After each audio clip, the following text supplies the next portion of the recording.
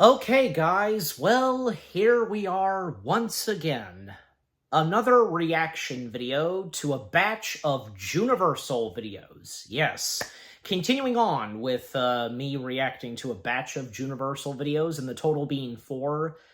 Yeah, pretty much, and that's like that is the total of videos that, I'm reacting to for this, but yeah. So, you read the title, you know what the next 4 batch of Juniversal videos they are that I'm reacting to. So the first of the 4 being, and it's obvious that this was going to be the next one for the next line of Juniversal videos that I am now reacting to. Universal's Ultimate Creature Feature, and this being covering the creature from the Black Lagoon. Yeah, so yeah, definitely, because with the creature from the Black Lagoon, it's another big gem for Universal Pictures of their Universal monster films. Definitely. And yeah, it's like definitely up there next to, well, I mean, say Dracula, Frankenstein, Wolfman, Invisible Man. Need I go on? Just, yeah. The fact, because, with this having come out in the 50s, I mean, by that point in the 50s, movies were starting to, not all of them, but, just start to go into color. However, the case for Universal and their monster films, yeah, just, being black and white. So, and I know I've probably mentioned this before, yeah, because where Creature from the Black Lagoon is, on second thought, one moment.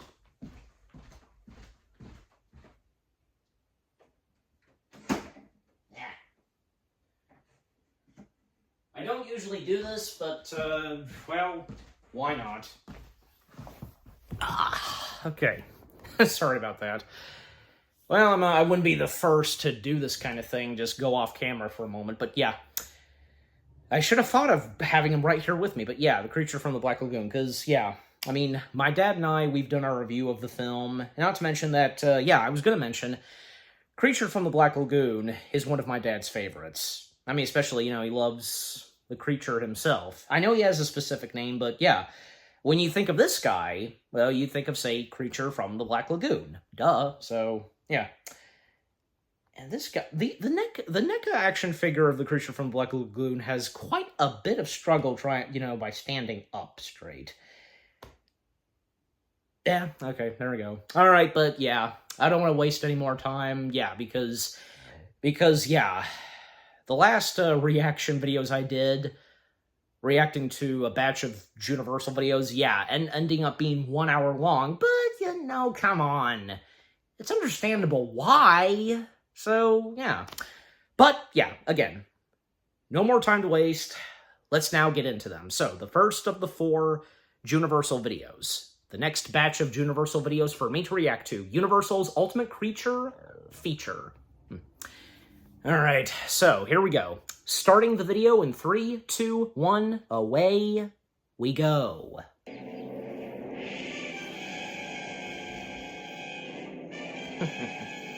Clever. Today, we're diving into the 1950s. They didn't use this one specifically.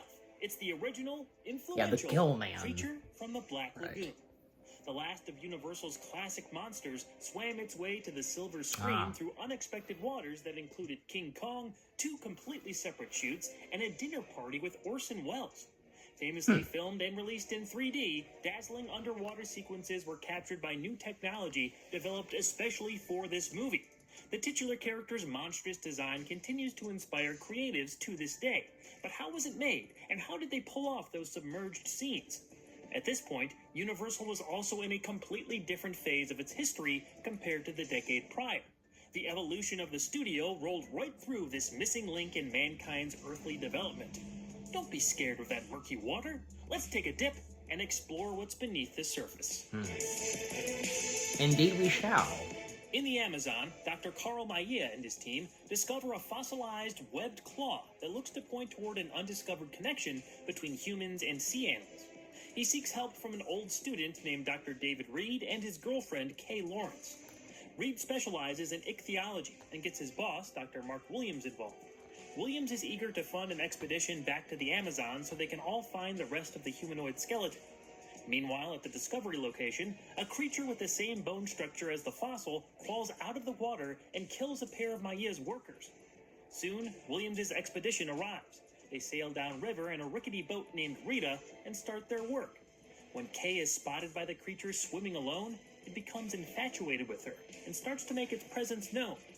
Intrigue, death, and conflict follow.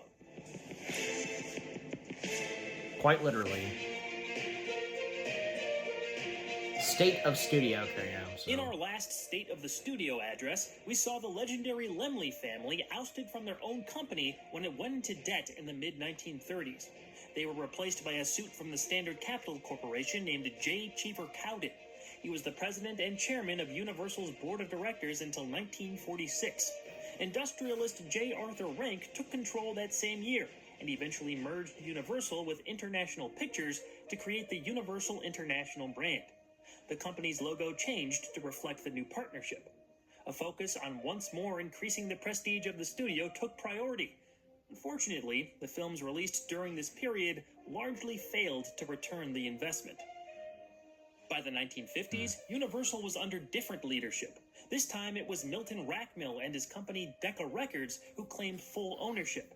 In 1952, the studio went back to producing the lower-budgeted films that were the staple of its identity for decades.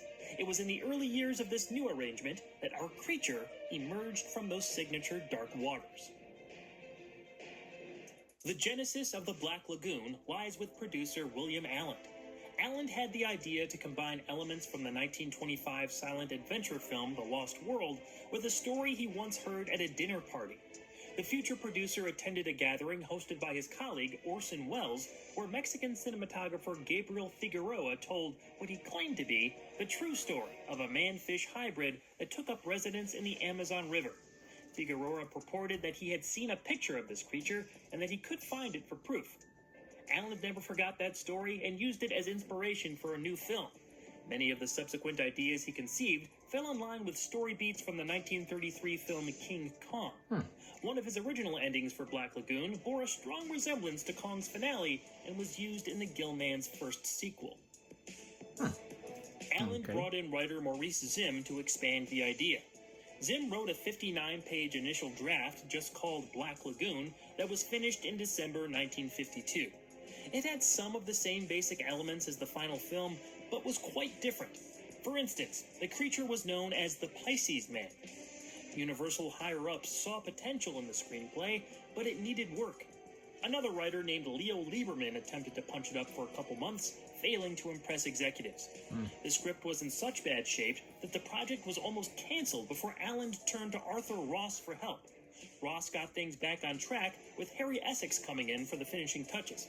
Essex later said he added much of the story's Beauty and the Beast element, among other things. Yep. He was also the screenwriter and just of like what King Kong would have. 1953's It Came from Outer Space. Essex is one of a few connections with that film. Its director, Jack Arnold, proved well suited to this new production. Both these movies also share a lead actor in Richard Carlson, a producer in William Allen, and the 3D gimmick. In need of a realistic location to double as the Amazon, the production team found Wakulla Springs in Florida to fit the bill. It had been used in MGM's Tarzan films and provided ideal visuals. Introducing them to the location was a college student by the name of Rico Browning. He was the subject of an underwater camera test there and impressed Universal with his swimming abilities so much that they hired him to play the creature for the underwater sequences. Originally, the studio wanted Glenn Strange to portray the Gill-Man. Strange was known for playing Frankenstein's monster a few times, but he turned down this monster, which is what led to Browning's casting. For the scenes above water, The apprentice of Ben Chapman was Boris selected for Karloff, his height. taking on the role of the He monster. dealt with the other main players directly. Neither Browning or Chapman were credited in the final movie. The look of the creature added another seminal design to Universal's roster of monsters, but it almost looked very different. Ed Mull, the head of production at the time, had a different vision of the character. It was smoother, less detailed, and slightly more human-like in appearance. This design was tested in the tank on the back lot, and it just didn't come across the right way on camera. There was a rumor circulating at the time that it was to be reutilized as a female creature in a future film, but that never materialized. Oh. Head of makeup Probably in that era was Jack Pierce's replacement, Bud Westmore. He had a whole team working under him putting together the final look, but it was multi-talented artist Millicent Patrick who sketched the design that was eventually brought to life by sculptors and suit constructors Chris Mueller and Jack Keevan. They took full-body casts of both creature actors and built a flexible exterior shell, complete with a helmet-like head. Browning and Chapman weren't allowed to lose or gain weight during filming since the suits acted as an outer layer of skin. It would take 2 to 3 hours to apply in several different phases. They'd glue these foam rubber pieces to a full-body leotard. I wonder how what they specifically had to drink and eat. In Browning's case, the glue would sometimes seep through and burn him. He was even given a few permanent scars by the process. However, you can't argue with the results. The Gill-Man remains an indelible piece of movie history. Nope. Nice to see that, Production got underway in the fall of 1953, with 2 separate units shooting he simultaneously. knows he made history. The main cast, including Ben Chapman as the creature, filmed everything on Universal's backlot. A combination of sets on hand and rear projection was used. This is where they implemented the Gill-Man's gliding walk that was achieved by placing 10-pound weights in Chapman's shoes. Also, that great-looking breathing effect was done with tubes inflating parts of a special head with compressed air, synchronized to the actor's performance. Obviously, it was difficult to see out of the helmet, and this would cause both creature actors to be led by flashlights to certain marks. A lack of proper vision did result in a small accident on set when Chapman was carrying a limp Julie Adams. He whacked her head right into some artificial rocks, resulting in a cut on her forehead. Filming resumed a short time later with makeup covering the wound. A regrettable incident, but Adams wasn't seriously hurt, and it did give us this candid behind-the-scenes picture of the actress being patched up, surrounded by her co-stars. And the Gill-Man was... Meanwhile, in Wakulla Springs, all the underwater scenes with Rico Browning were being filmed. The second unit was led by director James C. Havens, with Scotty Wellborn, credited as Charles S. Wellborn, handling the camera work. Havens wasn't trained for submerged shooting, so a lot of the creative decisions were left to Wellborn. Creature from the Black Lagoon featured about 18 minutes of underwater footage. During the shots with the Gill-Man, Browning would stay underwater for long periods of time. He was able to hold his breath for an extended span, but utilized tubes of air provided by several safety people in scuba gear. If he had to swim across camera, he'd take a breath from the hose, perform the scene, and take another breath at the opposite end of the frame. If he ever felt like he was running out of air, he'd go limp as a signal for the tubes to be brought to him immediately. The actors portraying David and Mark that he interacted with were played by other college students who loosely resembled the main actors' body types. Ginger Stanley was the underwater double for Clever. By doing that. While operating as just the Black Lagoon through production, Universal looked to add to the title before release to maximize audience appeal and lean into the studio's monster legacy. After a few potential ideas were shot down, Creature from the Black Lagoon was chosen. The rest is history. Yes. Back to the movie now. Spoilers, with what happens next. After killing several more team members and nearly abducting Kay, the creature is captured by Mark and David. Reed pleads with his employer to not kill the specimen. Thus, they plan to bring it back to the research facility alive. However, it breaks out of its cage, seriously injuring another crew person before escaping a fiery demise. David and the remaining team members overrule a stubborn Mark and try to leave before more damage is incurred. But the creature has built a dam, blocking their exit from the lagoon. The doctors fight over how to handle the situation. Eventually, they both end up in a deep water war with the Gill-Man, where Mark is killed. Earlier, the creature seemed to be weakened by rotenone, so Reed loads up a dispenser to defend himself as he attempts to free Rita from the dam's entanglement. The substance deters the Gill-Man, and they're able to unshackle the boat, but the creature slips on board and steals Kay away. They emerge in a cave where David, Maya, and Captain Lucas finally take down the amphibious assailant and save Lawrence. Dying, the creature stumbles into the lagoon where it drifts underwater, devoid of life. But that is until the sequel. Creature from the Black Lagoon premiered in February of 1954. By the time it rolled out to the masses, it became a huge success. There was a bit of a mixed response from critics at the time, but audiences went crazy for the Gill-Man, and he became the emblematic movie monster of the decade. The creature easily took his place alongside Dracula, Frankenstein's monster, and the others, contributing another iconic character to Universal's horror legacy. Rightfully so. One of the main aspects that made Creature from the Black Lagoon unique was its heavily promoted use of 3D technology. This was all still very new in those days, and developed as a way to combat the rising threat of television. While it certainly wasn't the first 3D movie, it was touted as the first to be shot underwater. Special equipment was created by Scotty Wellborn, giving the production a portable, lightweight camera rig to shoot the submerged scenes with. It contained a pair of interlocked cameras to capture two slightly different perspectives. Through polarizing filters, synchronized projectors overlapped the images in theaters. The audience would wear those famous polarized glasses to complete the full 3D effect. This was Jack Arnold's fourth feature film, but the third where he utilized 3D, so he was familiar with the process and a reliable choice for Universal. The studio considered shooting Creature in color.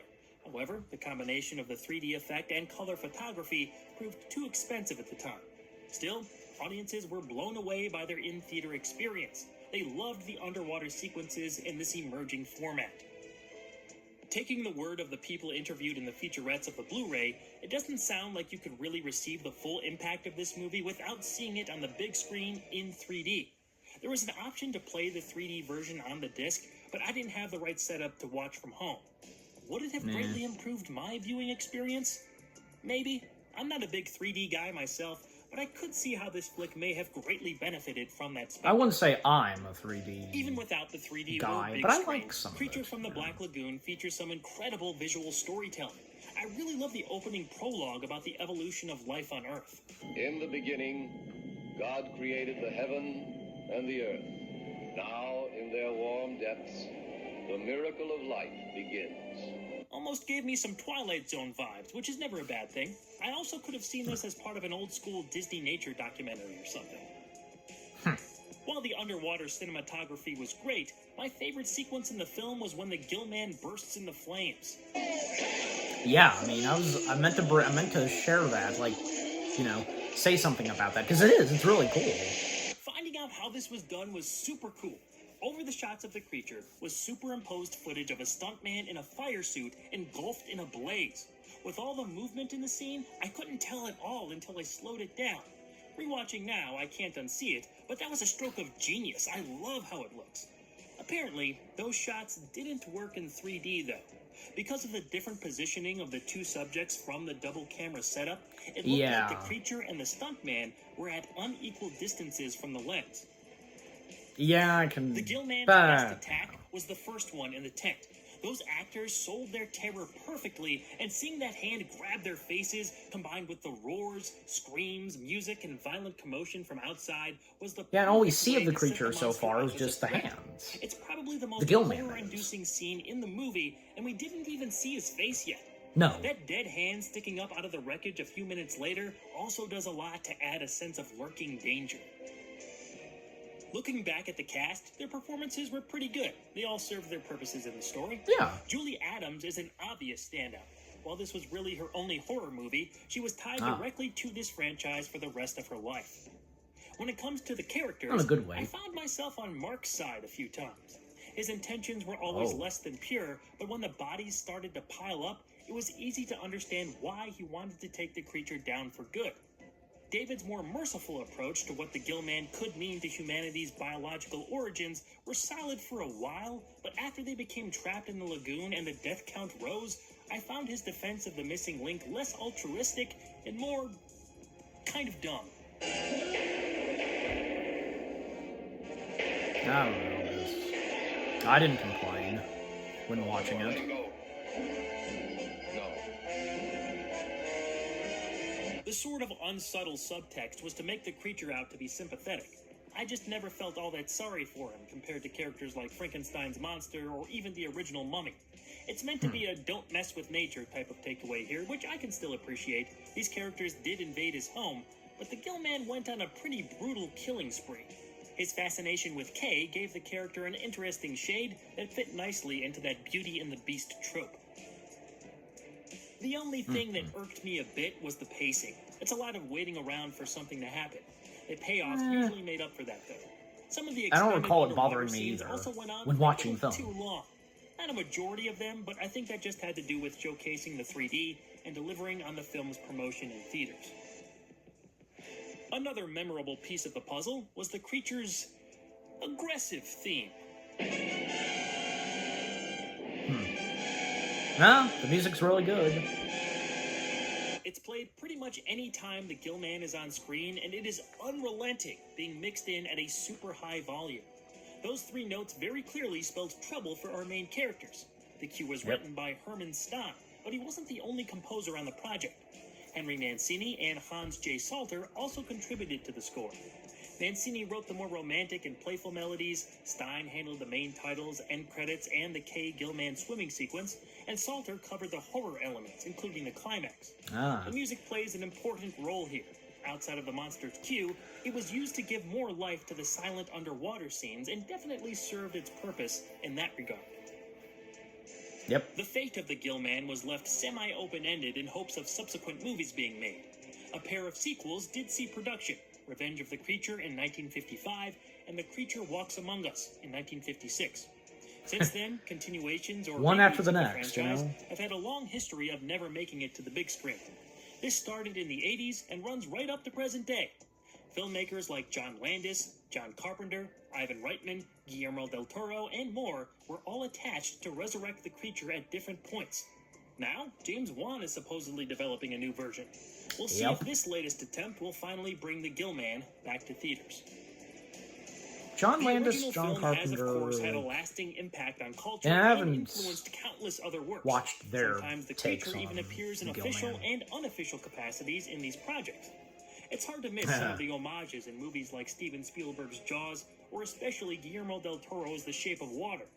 That Oscar winner for Best Picture was directly inspired by del Toro's memories of the Gillman's mesmerizing swim with the K character.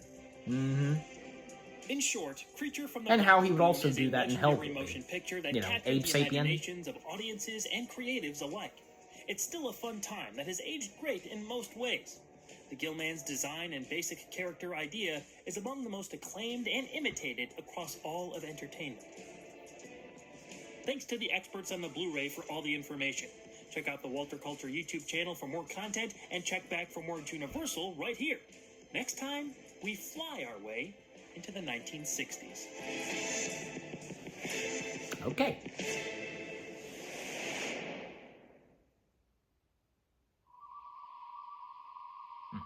All right. So, that was the first Juniversal video for this reaction, which being all about this guy. So, yeah, the Gillman himself, the creature from the Black Lagoon. Yeah. Yeah. So, yeah, that being Universal's Ultimate Creature feature. Yep. So the first of the next 4 batch of Juniversal videos, which I'm reacting to. Yeah, because well, hold on a second. I thought I pressed back, but then, like, the one with the Wolfman came up. That's weird. I don't know. All right, that's taken care of. All right, let's go to the next one. Yeah, because the one that came out after the one covering Creature from the Black Lagoon was the one for Hitchcock's The Birds. I will do that at some point, but as I record this, I haven't seen the film yet, so, you get the idea. But anyways, so yeah. So the next one, and again, because you read the title, Godzilla X Kong, The Old Empire. Yes, the old days of seeing Godzilla and King Kong going at it against each other. Yeah. But back to what I was saying about Creature from the Black Lagoon, because, just very quickly, because, yeah, the facts and stuff that Walter brought up, and stuff that I didn't fully know about. Yeah, because they're really fascinating and such. I mean, I knew some of it. Like, I do recall that What's-Her-Face, she had an accidental head injury, and I think, yeah, I have seen that photo before. Yeah. But, just overall, because with that Juniversal video covering Creature from the Black Lagoon, very well done, with the history and facts that I didn't fully know of, and I'm sure the same goes for you. And if any of you, of course, have seen the Creature from the Black Lagoon. And as for the sequels, yeah, because the two Creature from the Black Lagoon sequels, they came out just after the first one. Because, yeah, 1955, the first sequel, and then the next year, 1956, the second sequel. Yeah, number 3, but yeah. Yeah, and also because, yeah, I don't think I've not yet seen those films where, yeah, because, from Landis, Carpenter, and one more, like, yeah, doing their own versions that have to do with the Gill-Man. Nah, I haven't seen them. But, yeah, Del Toro's I've seen. Because, yeah, The Shape of Water, that being a biggie for Del Toro, winning Best Picture, it made Oscar history. And by the way, because, like, apparently because the Gill-Man in The Shape of Water is specifically an alien. So, yeah. And also, like I pointed out, because Del Toro had already done something Gill-Man before doing, Shape of Water, because, he had done the 2 Hellboy films, and, yeah, most prominently, straight from Hellboy, Abe Sapien. So, yeah. And coincidentally, Doug Jones having played both Abe Sapien and the creature from The Shape of Water. Yeah, so...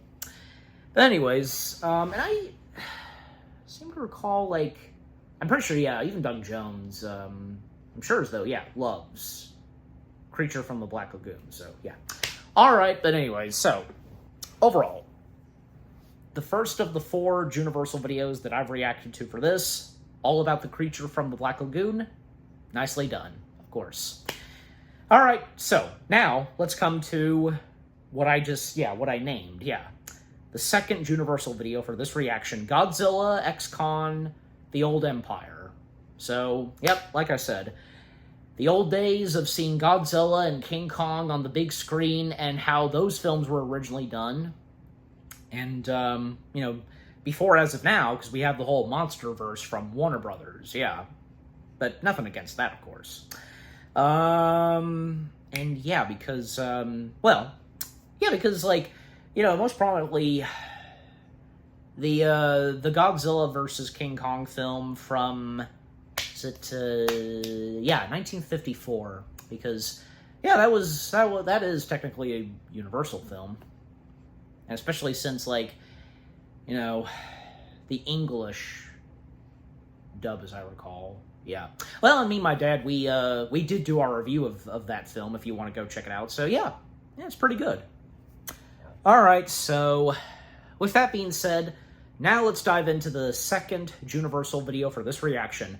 Walter covering the film, and with its history and facts, on the old empire of Godzilla vs. Kong. Yeah, here we go. 3, 2, 1, away we go.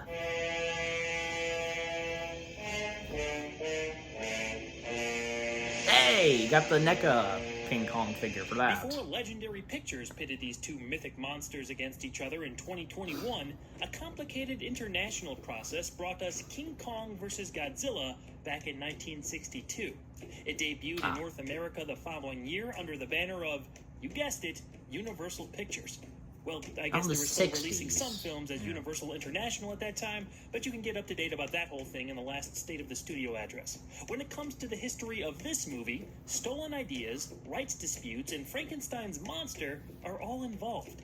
Take a deep atomic breath as we climb the towering menace that is King Kong versus Godzilla. All right. During a United Nations news broadcast, reporter Eric Carter informs his audience about a strange phenomenon near the Bering Sea. The water is heating up at an alarming rate, and the UN has sent a nuclear submarine to investigate.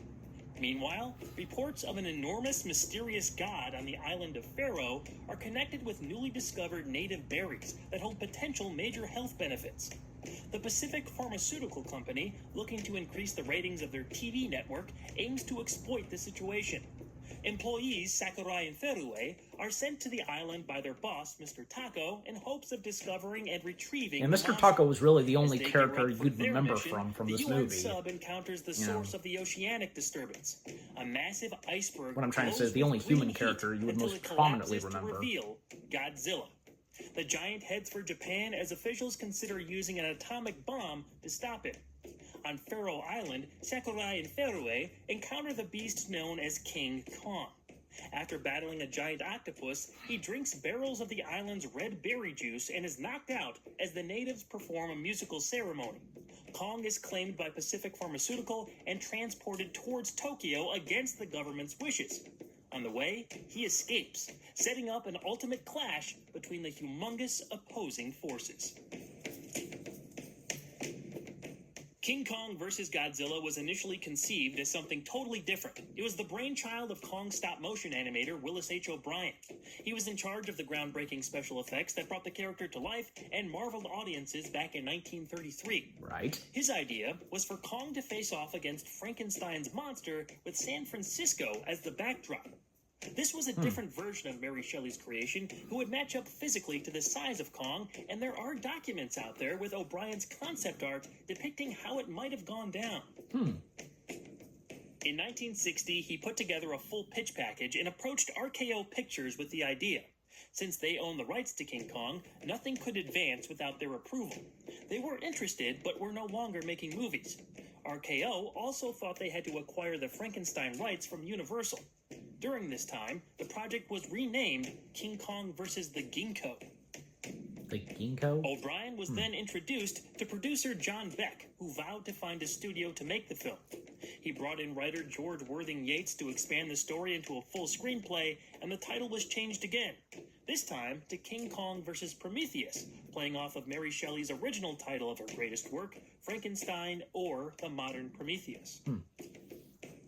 From here on out, Beck proceeded fully without any involvement from Willis O'Brien. After the movie was eventually made, O'Brien didn't even receive a credit. The project was completely hijacked, and there was little to nothing the animator could do about it. Willis tried to sue, but lacked the funds to get that process started, and he passed away on November 8th, 1962. O'Brien wasn't the only one opposed to what became King Kong vs. Godzilla. Creator of King Kong and producer of his first two movies, Marion C. Cooper, also threatened to sue Beck in 1963. A convoluted legal exchange led to Cooper's claims being dismissed. The ownership of King Kong raged on for decades after, but John Beck and the movie he brought to the world were not affected. To get the film made, Beck had to approach studios overseas. Stateside, he was turned down because of the potential exorbitant budget that would go into the special effects work. He found his new partners in Japan at the famous Toho Company. Toho bought Beck's script and swapped out Frankenstein's monster with Godzilla.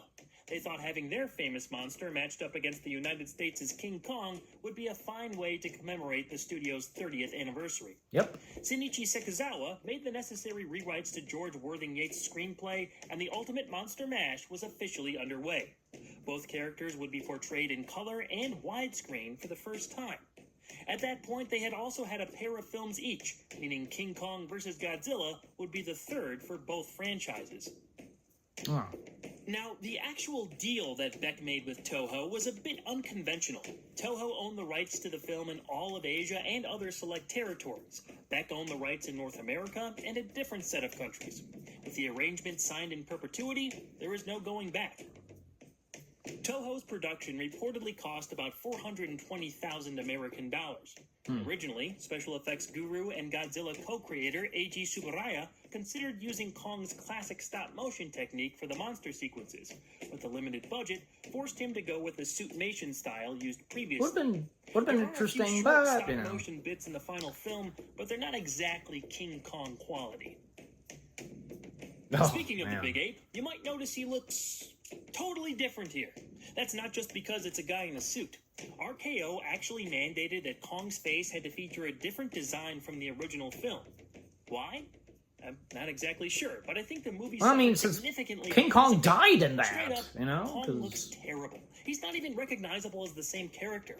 Part of that is understandable because of RKO's instructions, but it doesn't excuse this odd final look. Limitations of the time period, including budget, etc., are probably part of the problem, but I thought Godzilla looked decent enough here. Maybe a little Kermity, but he's definitely recognizable. Really? Overall, the effects are a mixed bag. Well, Godzilla predates Kermit, technically, so... combined with miniature work. Godzilla came first. When those little tanks came out and started firing at Godzilla, I audibly cheered in delight. The part where Godzilla breaks out of that iceberg is admittedly a great moment. Another standout sequence was the giant octopus attack on Faroe Island. They used real octopuses inside a miniature set, and the result is actually quite good. Maybe some shoddy blue screen here and there, but I was more impressed by the stars of that scene. 4 octopuses were used, and they were inclined to move around by hot air and a heated-up iron rod. Where the effects fall short are in the fights with Godzilla and Kong. The higher-ups at Toho supposedly requested their antics to be made as funny as possible. The actors inside the suits were given free rein to choreograph their fights, and some of the movements were even based on pro wrestling. I can see some of that coming through here. This was obviously made for a younger audience, but keeping that in mind, it probably didn't match up to the expectations some folks may have had when they saw that these two behemoths were going to cross paths. Yeah. At the time, Kong was thought to be the bigger draw, which is why he got top billing when the film was released in Japan on August 11th, 1962. It was a massive success there and broke records. The film was so popular that Toho wanted to continue on with a direct sequel, but it seems like their agreement with RKO got in the way. However, Toho still produced 1967's King Kong Escapes, the loophole being that the movie was loosely based on an animated series by Rankin Bass called The King Kong Show. I did not know The that. triumphant Japanese Rankin Bass release, did something John King Beck got Kong? to work on securing an American distributor. He I mean, found you know, one because at I Universal had known Pictures they'd done and sold his something individual Lord of the rights Rings for and an Hobbit, estimated but not King Kong. $200,000 on April 29, What rock have I been living under? 1963.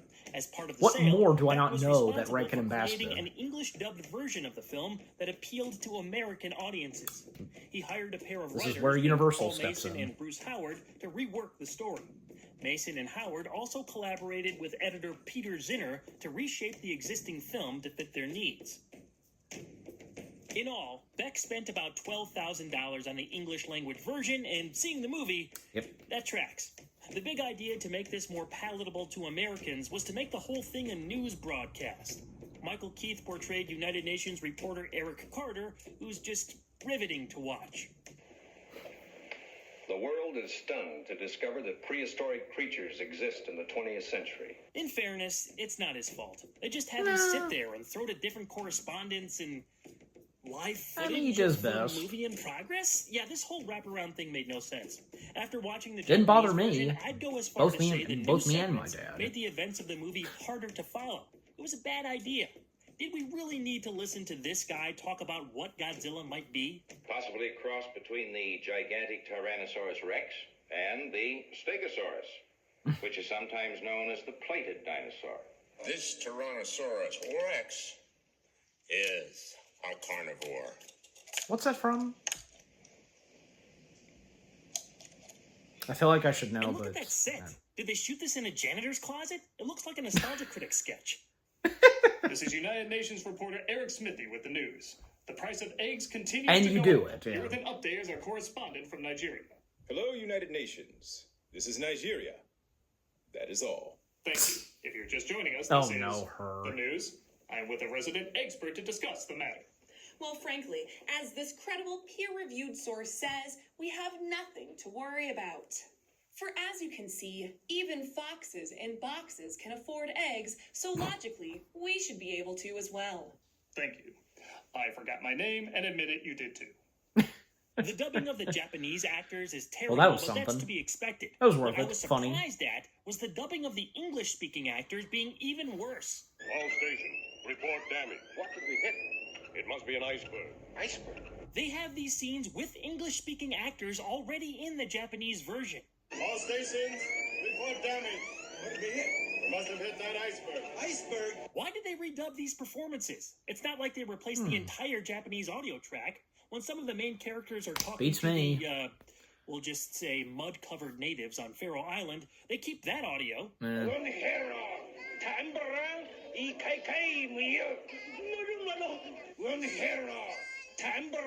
Well, it's understandable why that was kept. Baffling They're decision. natives. Maybe there was a legal reason for it, I don't know. But they also replaced Probably. the entire music track, so we didn't But who even really get to knows? hear the Godzilla theme. Instead, they recycled the Creature from the Black Lagoon theme. A lot.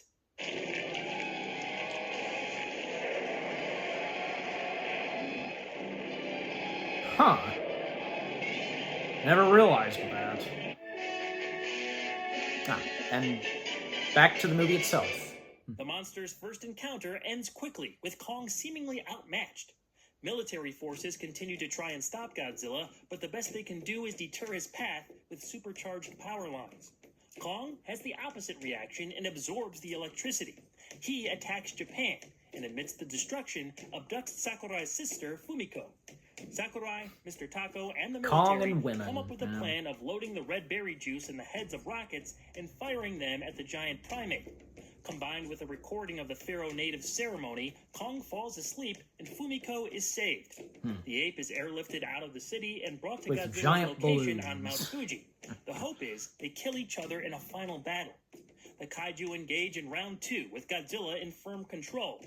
However, an approaching storm strikes Kong with lightning, giving him an Literally in the immeasurable face. boost. In a climactic moment, they tumble through a Tommy Castle and off a cliff into the bay below.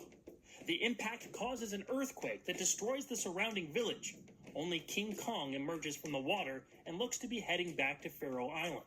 There's no sign of Godzilla, but his demise is far from certain. Yep. Yeah, the way it ends off just... The English language version of King Kong vs. Godzilla was released in North America on June 26, 1963.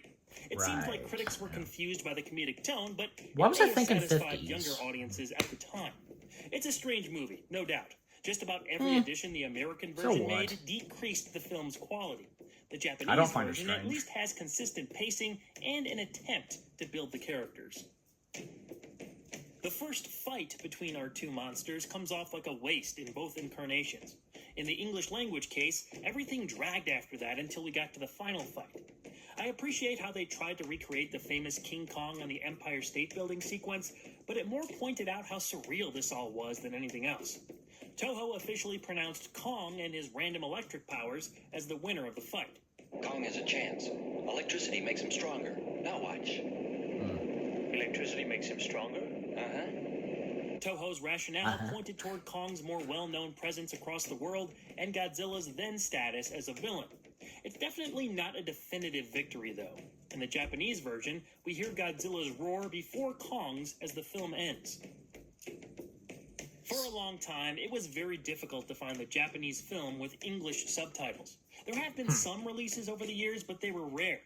Luckily, the Internet Archive and YouTube have us covered for now, so we can all witness the characters commenting on Kong stuffing a tree in Godzilla's mouth in several different ways.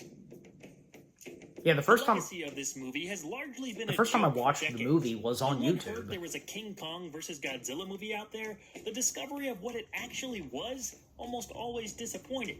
But Legendary Pictures and Warner Brothers changed all that with the big screen fight these two deserved. Yep. And it even paid homage to the 1960s film.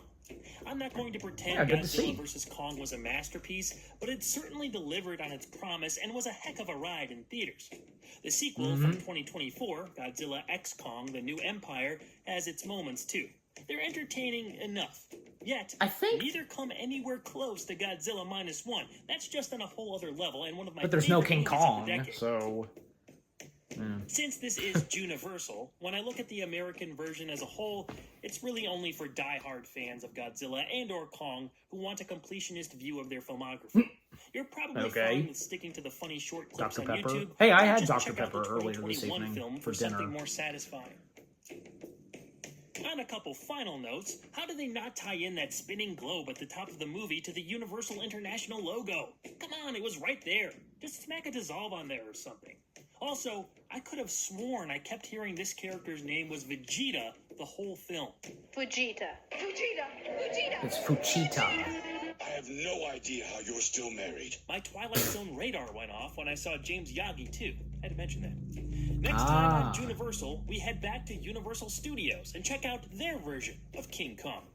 I got a feeling it'll be a little more intimidating. And that's the Until next then, one check I'm out the reacting Walter to. Culture YouTube channel for more content, and we'll see you soon.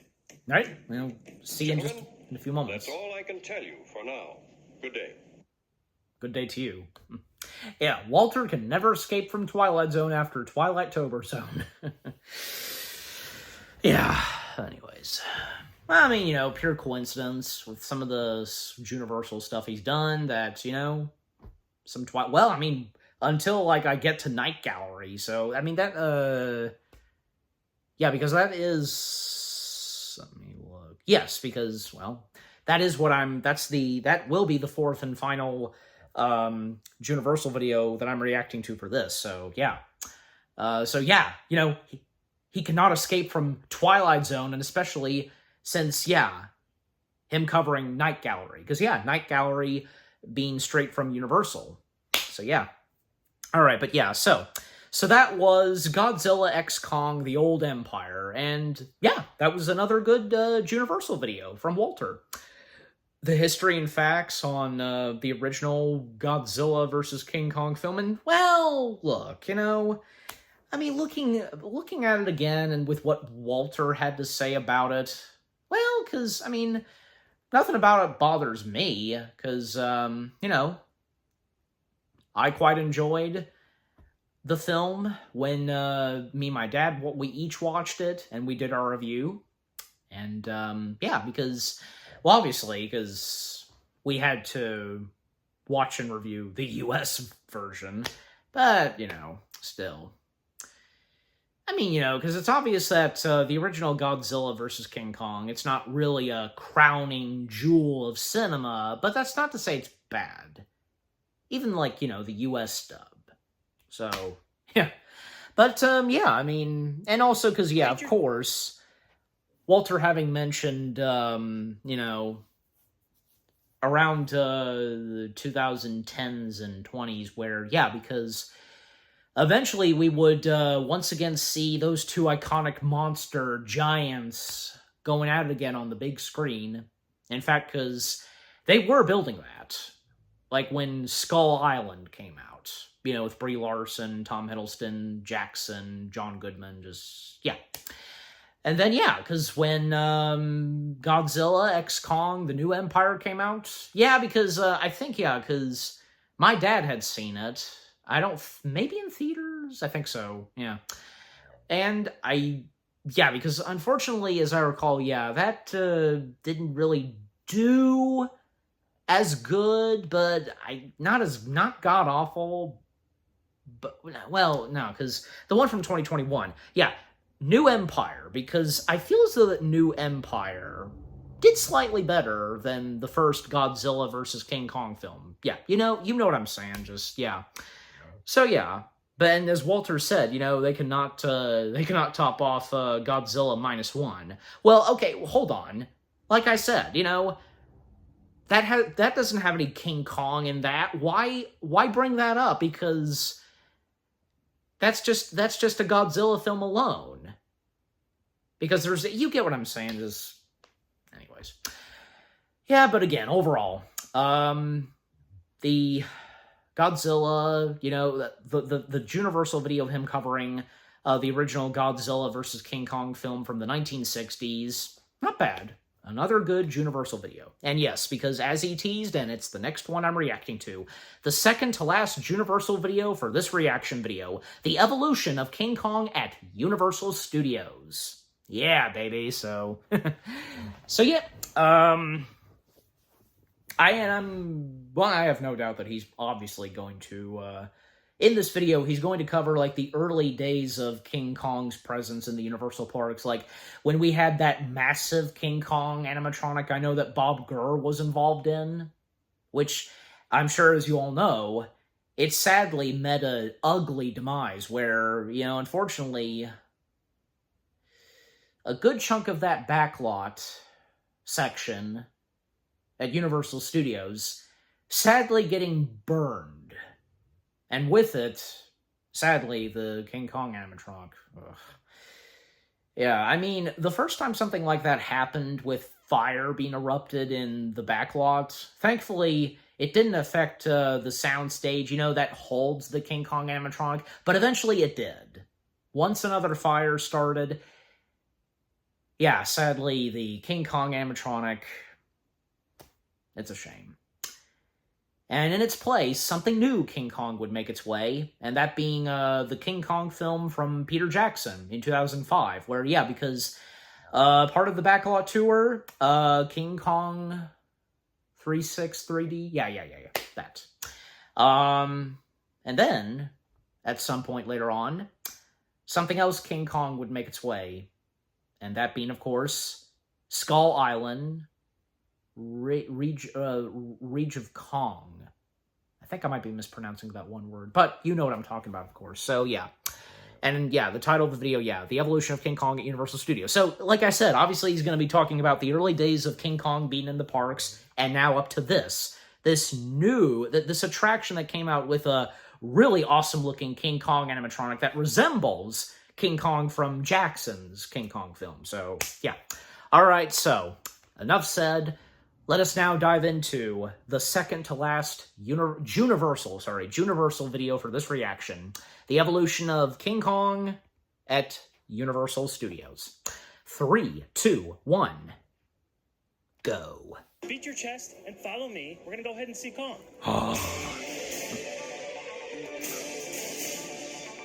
Yeah, the animatronic of Kong actually had like a update or something. Skull Island, Reign of Kong, is the latest in the Big Apes rides at Universal Studios theme parks. But what exactly is the lineage of the character at both the Hollywood and Orlando locations?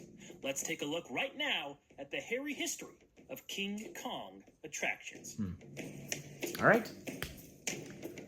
The very first King Kong attraction at Universal Studios was the famous King Kong Encounter that opened in 1986 as part of the long-standing Studios tour in Hollywood. Yep. It was based on the 1976 King Kong remake and featured a 7-ton, 30-foot-tall animatronic designed by legendary Disney Imagineer Bob Gurr.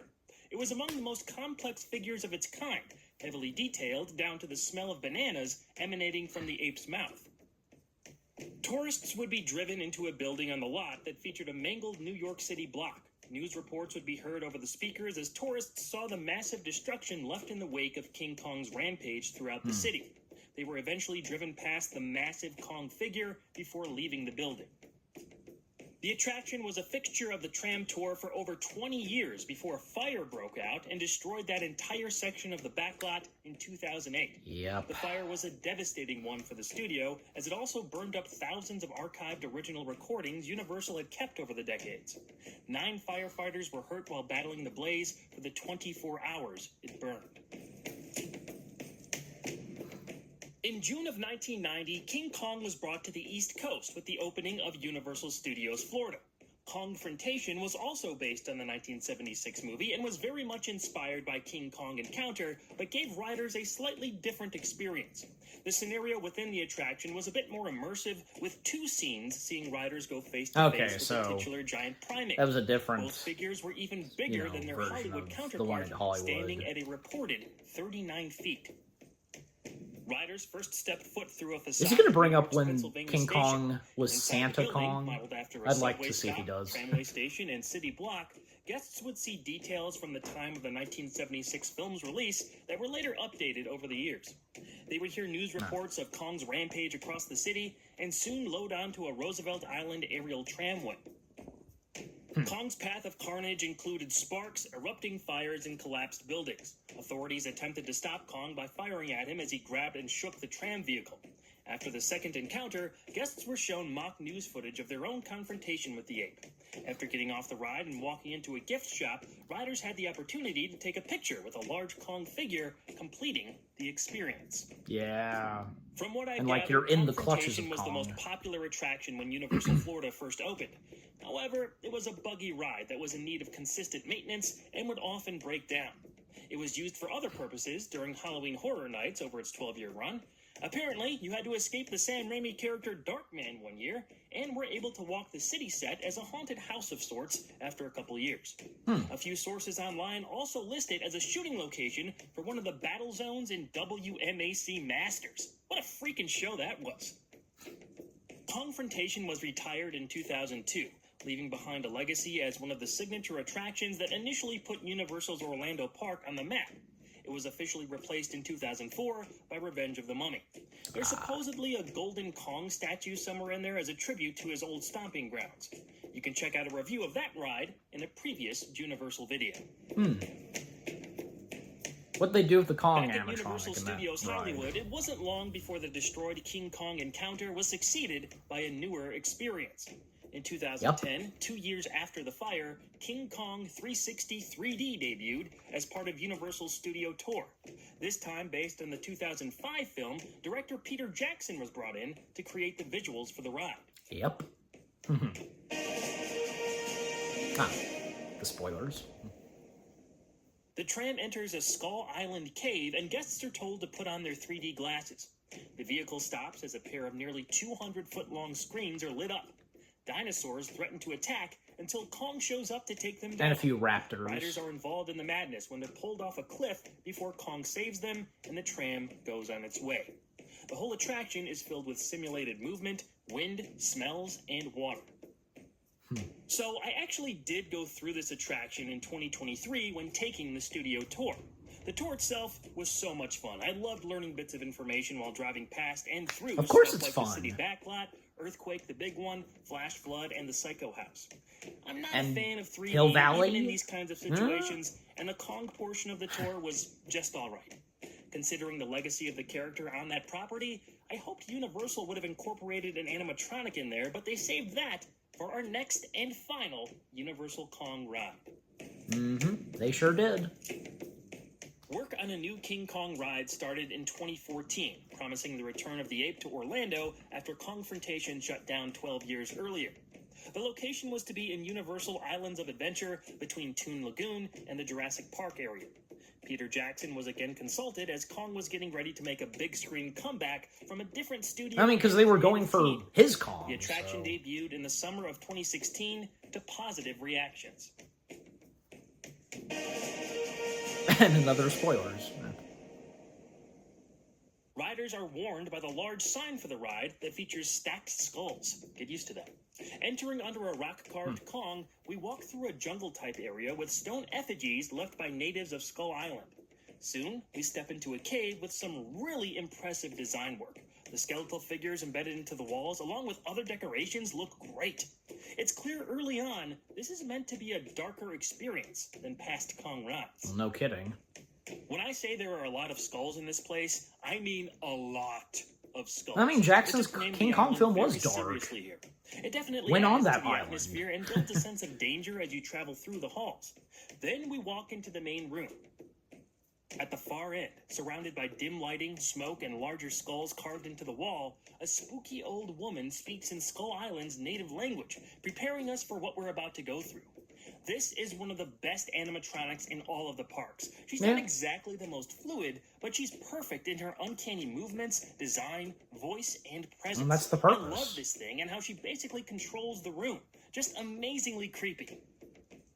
Once you get past Yeah, those her, natives there are in realistic Jackson's looking Kong decayed film, very skeletons creepy. posted up in the walls to build more dread. You keep on walking until you reach the area with the loading station.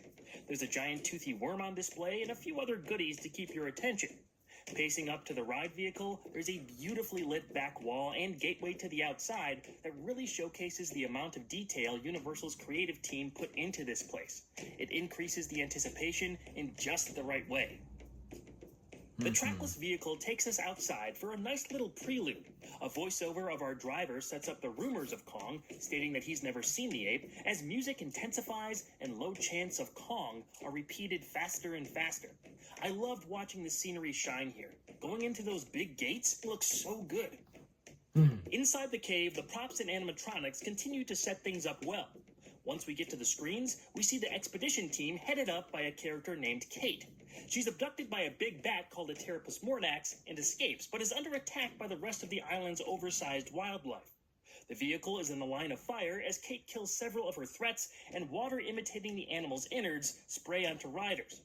Raptors notice the vehicle and chase it to the edge of a cliff. A few V-Rexes then show up, but when King Kong arrives, he handles them. As with the 360 3D attraction, we fall off the ledge until Kong saves us. The vehicle rides past a full-size, very expressive animatronic of Kong before returning to the loading station. More music and cave scenery then guide us out of the attraction and back to Islands of Adventure. Just got off the ride. Still really fun. I do love the queue. It's not too long, because some of these lines can be overly long where you just go through endless rooms. This one has the one main room with the animatronic that moves around, which is great, sort of preparing you and getting you kind of hyped up and scared at the same time. They try to, make it a little spooky. The ride itself, you start outside, go inside for the screens and everything, and I think that change in environment really helps it. The story's nothing to write home about. At the end, I do love how we go into a real set, if you want to call it that, a real room, and you see the giant Kong head. One of my favorite parts of Islands of Adventure is seeing that thing. The movement and everything's fantastic. I think that holds up the best, and is probably the best part of the ride. Definitely. But yeah, I mean, the line's not too long most of the time. If you can get in it, I would say it's definitely worth checking out. So, yeah, it gets a thumbs up from me. The screen stuff is the weakest part, and kind of pulled me out of the wickedly dark ambience. I wouldn't say the crux of the story told through them is bad, it's just not as good as the setup, or when we finally see Kong himself in the synthetic flesh at the end. Too bad I wasn't able to ride Kongfrontation or King Kong Encounter back in the day. I may have liked them better. There are some mixed feelings on Reign of Kong for me, but I can't give this a negative overall review. Okay, so he's not going to mention when King Kong was Santa-themed. This one's worth a decent wait in line. I've got a few more ride reviews coming up, so stay tuned for those. But next time on Juniversal, we talk about perhaps the most baffling movie I've ever sat through. All I can say is, prepare yourself. Yeah. Until then, check out the Walter Culture YouTube channel for more content, and I'll catch you later. All right.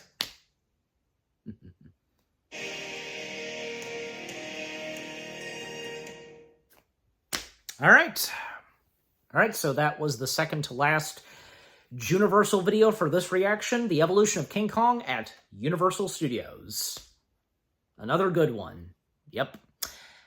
Yeah, and, because as he teased, because, yeah, I'm sure you guys know by now, because, yeah, after this, the next Juniversal video that came out was, Walter covering, the, animated film that Universal distributed, and, yeah, it is, it is, in fact, a Universal film, Pinocchio in Outer Space. I was originally going to plan on incorporating that to for this reaction, but, well, as you guys know, I had done my review of Pinocchio in Outer Space. Any of you that haven't seen it yet, go watch it. But yeah, point being is that I ended up having to watch this just to keep my mind fresh, and because, yeah, right before I was about to start doing my review, so, yeah, I sacrificed this, to watch, and so that way, because, I keep my memory fresh, and knowing some details, about the movie, you know what I mean, just, yeah. But, it was still a good Juniversal video with what Walter covered, and yeah, it is thanks to Walter for a good majority of us, because I don't think from me and you having no full knowledge of this animated film's existence, Pinocchio in Outer Space. Well, you can also thank me for that too, because since I've done my review on it, some of you are now learning about it too, so yeah. So the credit goes for Walter and now me, so yeah. I don't think I've really seen, maybe, but some other videos that have covered on Pinocchio in Outer Space. I will have to check again, but yeah, anyways. However, because, yeah, I mean, what was teased at the end of his, of him covering Pinocchio in Outer Space? Well, because, yes, this being the fourth and final Juniversal video for this reaction, his cover of Night Gallery. Yes, and as mentioned earlier, because, yep, once again, Walter cannot find his way out / escape from anything Twilight Zone. So, yeah. This being titled Rod Serling's New Zone. Yeah, I mean, pretty much. I mean, the thing is, like the differences between Twilight Zone and Night Gallery, Twilight Zone was more lean to, science fiction. Still having horror to it, but, yeah, most prominently science fiction, But, when it came to, say, Night Gallery, that was more on the horror side. I mean, from what I can tell, just a little bit of sci-fi here and there, because, one episode where, yeah, because some astronauts are on the moon, and, an unexpected visitor that they see on the moon is this giant It's a rat, right? Yeah, and I'm sure you probably know which one I'm talking about. Any of you that have watched Night Gallery, so yeah. But yeah, and Night Gallery, because it was another good piece of material to come from Rod Serling. I'm sure for any of you, who have watched and have seen Night Gallery, you have your favorite Night Gallery episodes.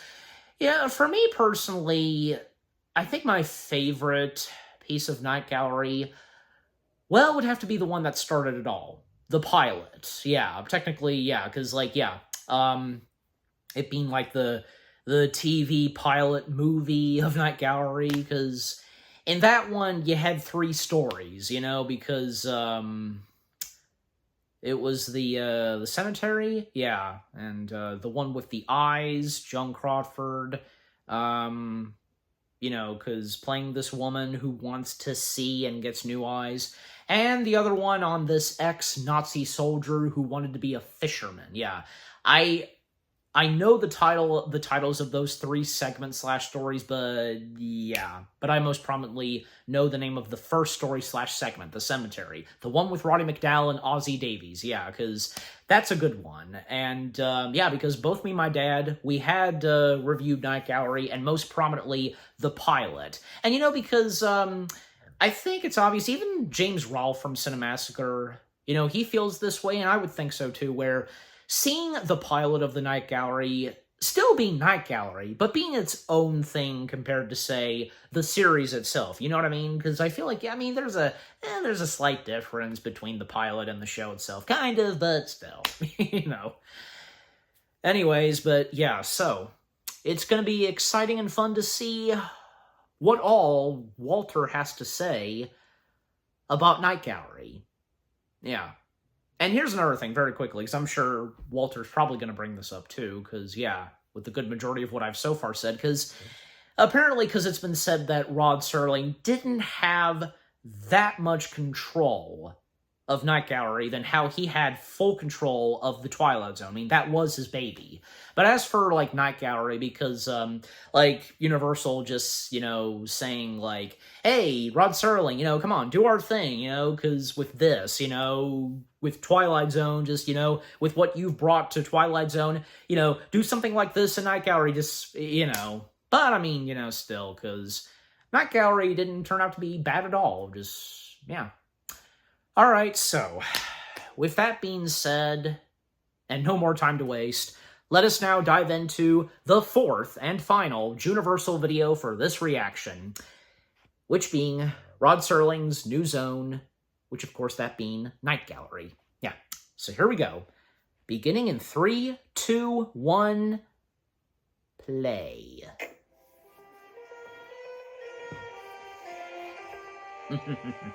Ladies and gentlemen, this is the Night Gallery. Rod Serling is back. The king has returned. Just in case you aren't True. aware, I had a series that He is ran the for king. 5 years on this channel called Twilight Tober Zone, where I reviewed every episode of the original Twilight Zone show. There were also multiple TZ-related videos on my personal channel where I discussed the work of its creator. Needless to say, I am a huge Rod Serling fan. People Me have been too. asking me to cover his next big series, Night Gallery, for years now. We can at least start that off with the 1969 TV movie. Yes. The following year, Night Gallery was expanded into its own weekly show, but it all started with this successful pilot film.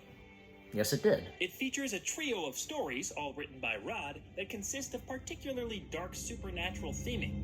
Different directors, including a young Steven Spielberg, lent their talents to the individual segments, and a few well-known stars like Joan Crawford, Ozzie Davis, and Roddy McDowall all appeared on screen. Yep. Showing up on camera to introduce each story was Mr. Serling. He guided us through a shadowy display room where 3 paintings were concealed by red fabric. They led the audience into each story. Now, how does this all relate to Universal Pictures? Well, as shown by the Universal Studios logo at the top of the movie, it was produced by the TV arm of the company and aired on NBC. It's not a theatrical release, but it's still a Universal Studios film, so it falls well within the bounds of our Universal premise. Yeah. We're going to tackle this Universal anthology film material, in 3 properties, sections. Let's start with the tale that kicked it all off. And it was more of a, and as I said, a TV movie, pretty much, right? So This cemetery depicts the last days of a wealthy old man in the American South named William Hendricks. After suffering several strokes, Hendricks is left to rely on the care of his butler, Osmond Portafoy. The ailing man can no longer even paint. His passion for the practice is showcased in his home, decorated with the art of a long Davis, life. not Davies. William's conniving nephew, Jeremy Evans, seems to live only to torment his decrepit uncle. Jeremy has recently discovered that And his uncle Hendricks willed knows his estate his and nephew's a fortune jerk, to Evans' you know? mother. With her passed away, Misbehaved. Jeremy is set to inherit everything. He hurries along the process by locking Hendricks in his wheelchair in front of an open window facing the family graveyard. The draft that blows in gives William a case of pneumonia, which puts him into a coma. The old man dies before ever regaining consciousness. Jeremy then claims the estate, including the mansion, but is troubled by one of his uncle's old paintings. Strange changes to the painting make Evans think something unnatural is after him. And he's the only one that sees this. The cemetery was directed by Boris Segal. He helmed a pair of Twilight Zone episodes, so he already knew how to bring a Rod Serling script to life. To me, Yeah, this is the segment some people that from feels Twilight most Zone like being a part of teasing this, good to installment see. as well. Not that the others don't, which we'll get to, but the cemetery had shades of The Masks, The Howling Man, Uncle Simon, and even a little bit of Living Doll in there. I can tell we're in a new era. Well, the overuse the guy of from zooms. Talking It's Doll not just and limited to this story, but it is insane. Roddy how McDowell, much that they technique tumbled is down abused, the making some stairs. of the cinematography feel very dated. That said, there are exceptional shots captured here, which makes the concept shine through. The simple enough narrative is sold by an increasingly dark atmosphere, combined with solid pacing and acting. Roddy McDowell What's takes the happening? lead as Jeremy Evans. His southern accent is over the top in all the right ways. I'm not a Yes. civilized man. I'm a black sheep nephew He's so good at it. with an itch. The character's And because he's Roddy veiled McDowell, racism so towards Osmond how can you and not love disdain this for his guy? uncle make him one of those classically hateable Serling protagonists. I was Yeah. chomping at the bit to see this guy get his comeuppance. I mean, just look at that haircut. His sardonic attitude and deplorable acts are only topped by his freakouts once the painting starts changing. This was also a pretty big departure from McDowell's role in TZ's People Are Alike All Over, showing off his range. Well, and George McReady has McDowell only a also few minutes working of with screen time Serling as and Planet of the William, but I Apes. thought he The pulled first off one, the that is. silent, defeated, and scared old man with believable grace and desperation. He was also a former zoner, popping up in The Long Morrow. Same goes for the mustachioed Barry Atwater as Carson. Oh yeah, Davis is that's such a right. recognizable face from his long career that it was very easy to sympathize with him. He does a good job as the loyal butler who becomes a reluctant doormat for Evans after not getting enough severance pay in the initial terms. Why wasn't of Ozzy Evans's will. Davis in something We do Twilight see Zone? He later would have been that he was perfect. playing the long game. He would have fit Poison well in the finishes world of Twilight is my Zone. only real gripe with the script. Portafoy? I think hate is stronger than death, Mr. Jeremy, and I think you're beginning to realize that. Yeah. Alright, The spoilers. painting continues to depict Jeremy's dead uncle rising from the grave and approaching the house. Even Yeah, when he Bruce does emerges, nothing. yeah, he starts to appears really on the freak wall out. Without a scratch. Portafoy doesn't seem to notice anything strange, and having enough of Jeremy's verbal abuse, he decides to stay down the road for the evening. Spooky sounds that night push Evans over the edge. When he hears pounding at the front door, he becomes hysterical and screams at a portrait of Hendricks. Unstable, Evans falls down the stairs and fatally breaks his neck. Osmond is then revealed to be the man at the front door and coldly reports his employer's demise. Sometime later, we see that Portafoy has inherited Hendricks' full estate. He actually hired an artist named Gibbons to match William's style and paint the modified pieces that drove Jeremy mad. When alone in the house, Portafoy spots something odd in the cemetery painting. Now it comes to him. Jeremy is now the one who has risen from the grave and approaches the house. The front door opens on its own as Osmond screams in wild terror. Quick shout out to the stuntman for Jeremy's fatal fall. That looked great. I love the painting. You couldn't even get a good Showing look those at his figures face, rise out of the right? grave and walk up to the house like that is so effective and creepy. When that door opens at the end and the camera rises only to show us darkness, it works perfectly as a finishing shot, leaving something to the imagination. What I don't think works is Portafoy's weird heel turn. I understand Rod's likely desire to have an extra twist, but I don't think it was needed here. not with a character we were actively rooting for. It makes the segment feel like it went on for too long, and seeing Osmond arrogantly prance around in that hot pink Didn't bother robe me. was just jarring. Maybe my head was too stuck in the fifth dimension to accept a turn like this. Night Probably. Gallery is a different and darker project after all. Regardless of not sticking the landing 100%, the cemetery is still my favorite segment of the bunch. It established a tone Mine that the too. rest of the movie built I think upon, my and dad's again, as well. I just really like And maybe the you too. concept, acting, and execution. While this one may be my favorite, it's not the most well-known of Night Gallery's first three stories. Back, Jeremy, back! Belongs to the following entry. Alright, here we go. In the second segment, Eyes, Claudia Eyes. Menlo possesses nearly everything she's ever How is that wanted, hard to remember, a except title her like sight. that? The influential figure blackmails her personal doctor into performing an experimental and illegal new surgery that will cure her blindness for only 12 hours. The person donating their optic nerve will go blind, but only asks for $9,000 in return. That's the sum of money Sidney Resnick owes a loan shark. The desperate man agrees to the terms. They go through with the surgery, and Menlo prepares for her one short chance at a fully functioning set of senses. This is the first time we're talking about Steven Spielberg's work during Juniversal, but don't worry, it won't be the last. Oh, This is no. where he was given his shot at working for a This is major just the studio beginning. and would cultivate that relationship in the ensuing decades. In his early 20s at the time, the young director's talents were on full display in this piece. Some visually compelling shot selections, editing choices, and the way he chose to portray a signature Serling twist really stood out. The first shot I wonder that if caught Spielberg my attention did get was to meet early on, Serling where on Dr. set. Heatherton, played by Maybe. Barry Sullivan, walks down a hallway leading to Menlo's living room. It's a tight frame of a reflective crystal ball on the chandelier that zooms out to show the character arriving at his destination. The next striking bit was the legendary Joan Crawford exclaiming her demand to finally see. I want to see something. Trees, concrete, buildings, grass, airplanes, Color! The performance is great, but those jump cuts make the moment. William Goldenberg's music underscores Menlo's anger magnificently as well. Spielberg tries a few other unique shots, and not all of them deliver, but you can tell he was trying to put his best foot forward in his studio debut. Yeah. And he did Eyes pretty ended up good. being quite the combination of all-time talents. With Rod's script, Spielberg's direction, and one Then of the Joan blackout Crawford's in the final city, turns, you it was know? an amalgam of Hollywood's past, he's gonna bring it up, of present, course. and future. But it almost didn't happen that way. Joan Crawford nearly nixed Spielberg's first big gig.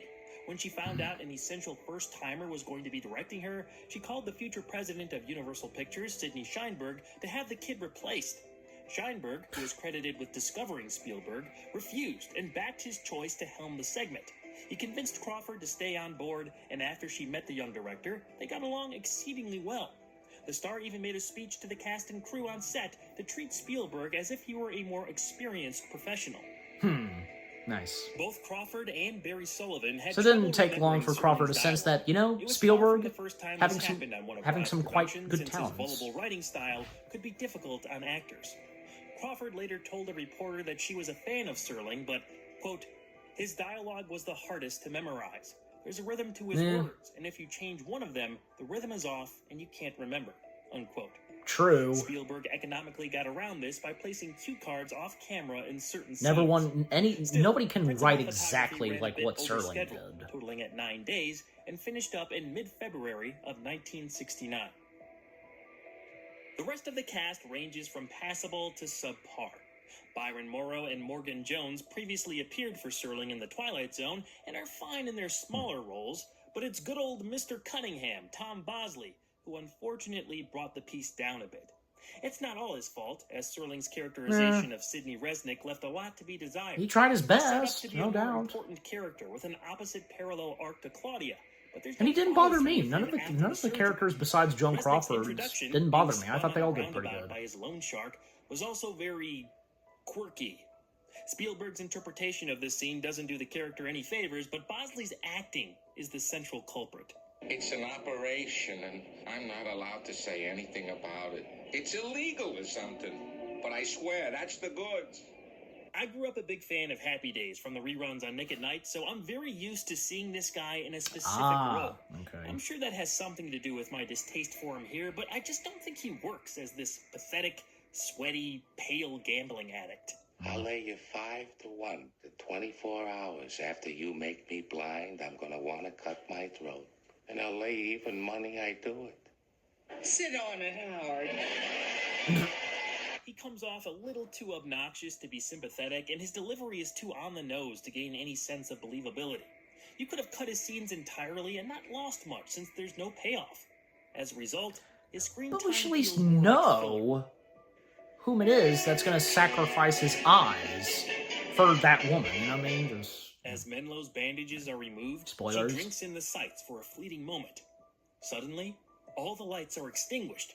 She's trapped in darkness, stumbling outside to hear there's been a city-wide blackout. yep. In the morning, the sun rises through Menlo's cracked apartment window, but her sight only lasts a few seconds before going dark. Frustrated, she leans on the glass. It shatters. Claudia Menlo then falls to her death. Quite literally. There was no, like, bars Now, or this was a something? Just, great like, twist. The blackout of a balcony? happening just as Claudia removes her bandages feels like vintage Serling cosmic justice. How that's all visually depicted by Spielberg is the best part of the segment. They had Joan Crawford stumbling around in a black void, giving the viewer a notion of what her disability might feel like. She goes from wanting to take vengeance on her doctor for the surgery apparently not working to tearful despair and helplessness.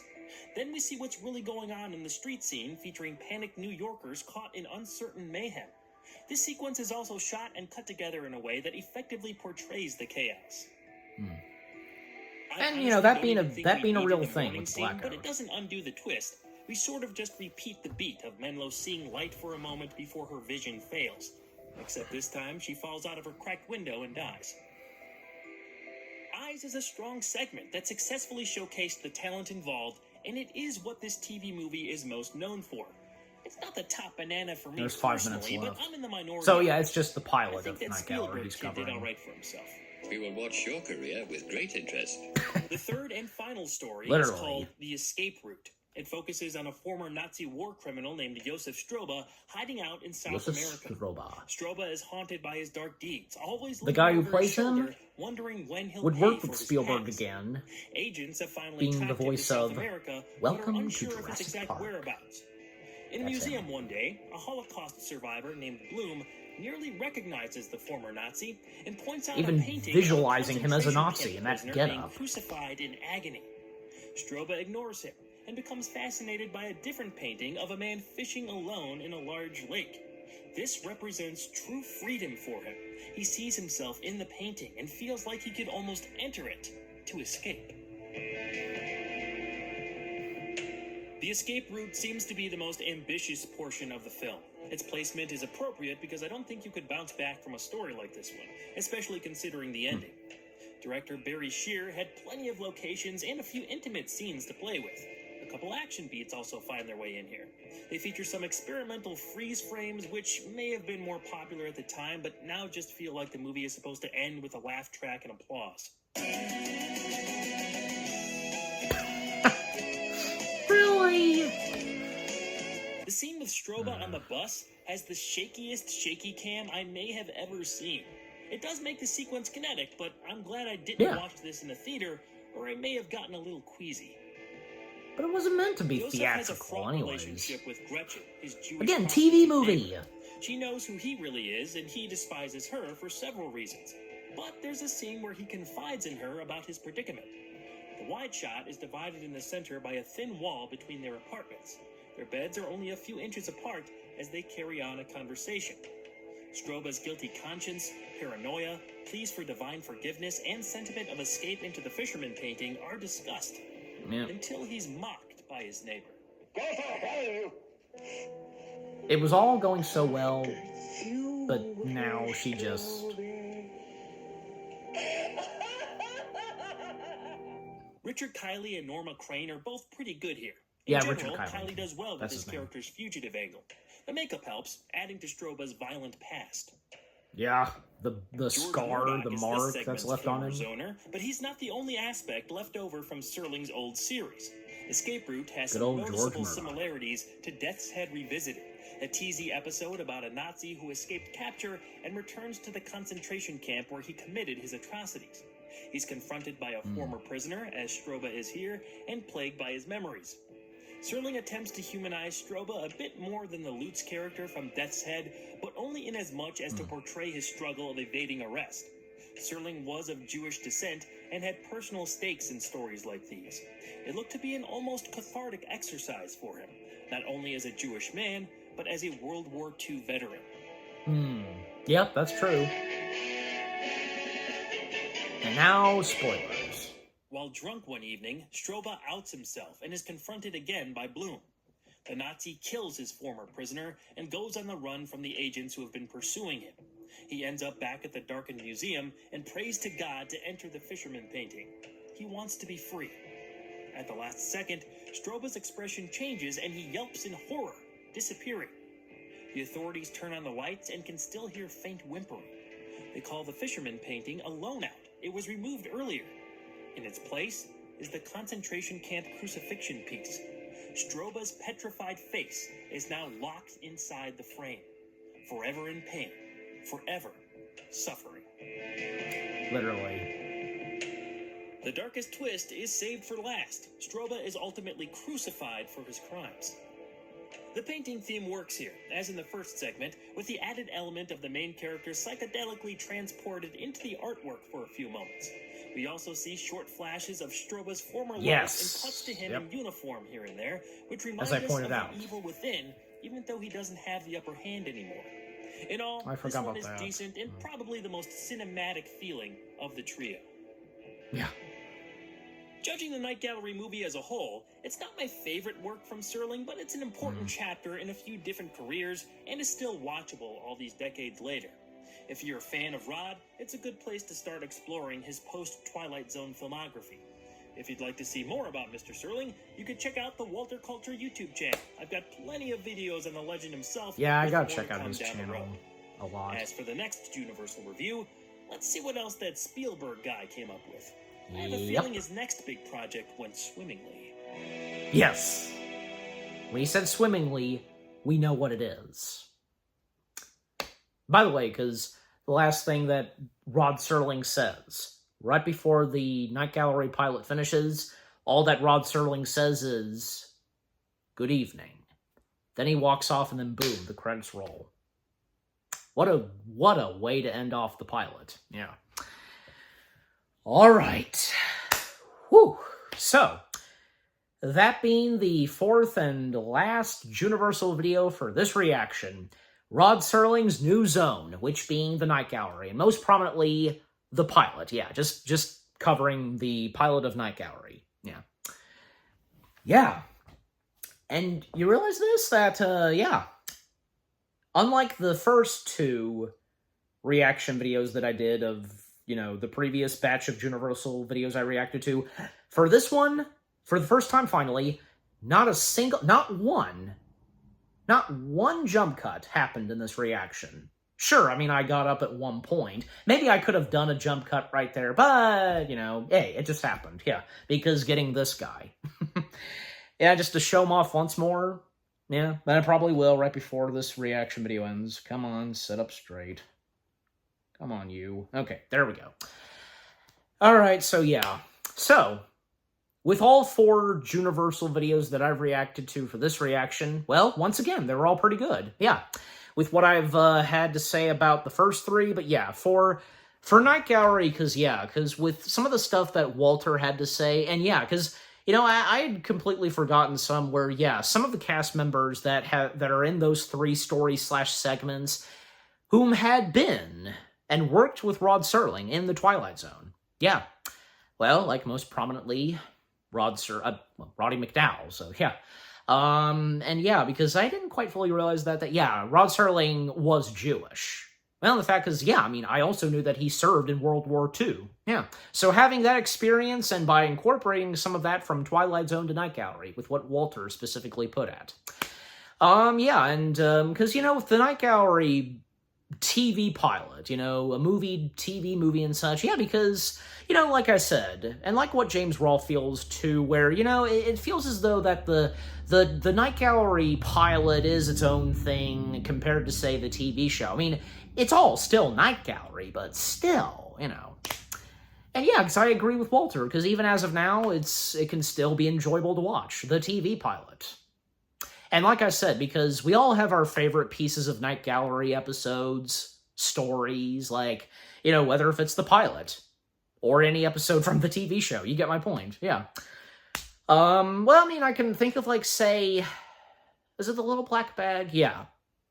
The one with Burgess Meredith and Chill Wills, if you know that one. Because, yeah, a futuristic a black bag from the future with futuristic medical tools and equipment makes its way to the past, and just so happens that Burgess Meredith's character, you know, is quite an expert and, you know, being good at, like, doing doctor stuff and so on. Just, yeah. So that magic black bag, you know, finding its way, Burgess Meredith's character finding it, and Chill Will's character being alongside with Meredith in this episode, because, yeah, I think, like, Chill Will's character being quite aggressive a few times. Just, you know, and if you've seen the episode, you know.